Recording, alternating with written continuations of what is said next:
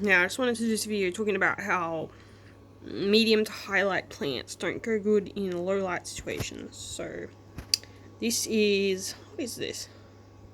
I forgot what it's called, but it's a red plant. It's not supposed to be highlight per se, but you can just see, like, they get kind of dull, and they get holes in their leaves, which might be from snails, but it also might just be from just not enough light.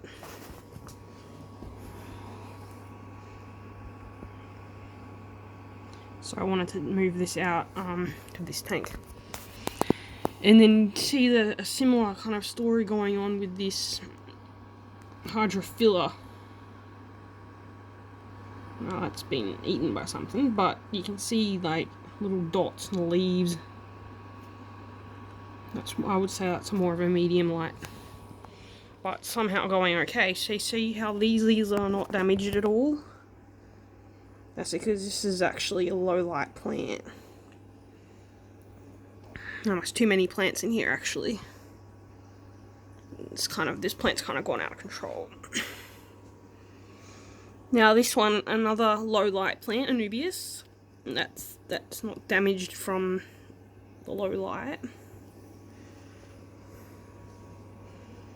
That's an African water fern, that is. A lot of snails in here, but I can't get a prawn to get them under control. It's so hard to get.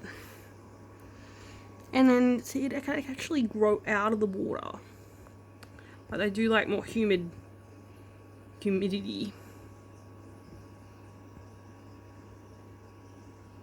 Now, I'm going to have a look at some plants out here. I have a similar situation. Now, this is another type of Hydrophila. You can see, this is under a very low light. It might not look low light, but it really is. I think this has only got about 7 watts. And you can see the melting that we get in the holes.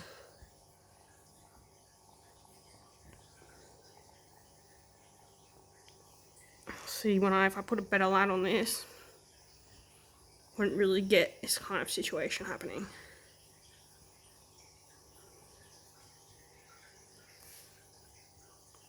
Now let's have a look in the QT tank. I think there's actually fish alive in here, which is kind of surprising because, oh my god, there's a fry. Now this is where the fish that have TB go. So there's not many left. There should be about 3 or 4.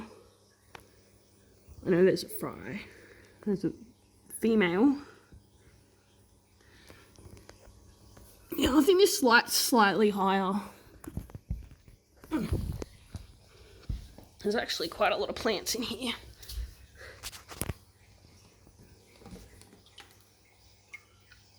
These plants are not going too bad, but this is a 15... I think I really need to fill this water up, actually. This is a 15 watt lead, so that's probably why. We've got 1 fry, and I put somehow there's a blueberry here and a snails.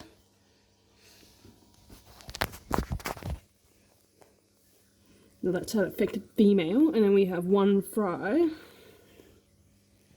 And I think we have like tetras, 2 tetras in here, which I put here for QT, because at the time I thought that they had any infection. Oh, I think we've got another fry at the top. So somehow these are not having really that much deficiency symptoms, but yeah, it's not really ideal. I don't know, I know that male's in here. Wait. Okay, so there's more fish over here. It's supposed to be about plants, but this is... Ooh. I don't know if this one's infected or not. I don't really want this to turn into a TB discussion, because that's for later. Usually once fish go in here, they don't usually come out, because it's so pathogenic, the disease. So I see 2 fish over in the corner. So I'd say there's maybe 4 adults, maybe 2 fry, and then 2 tetras.